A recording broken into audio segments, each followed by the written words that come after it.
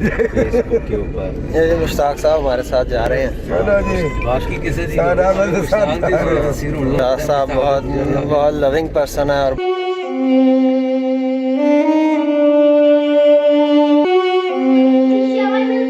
कासिम साहब हैं वो बहुत ही एडवेंचरस हैं।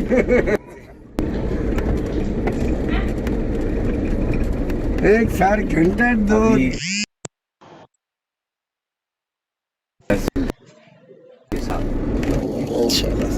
माशाल्लाह 2 घंटे पहले आवे थे तो फिर बड़े मियां नाल मुलाकात हो गई है।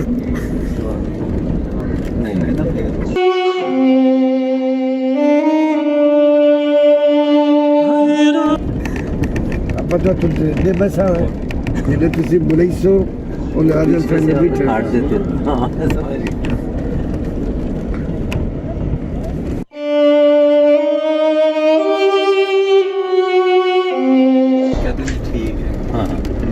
उस जगह तो भी गल नहीं करनी, कहीं भी नहीं कर रहे, कोई भी नहीं कर रही। हाँ बात तो फिर वही हो गई।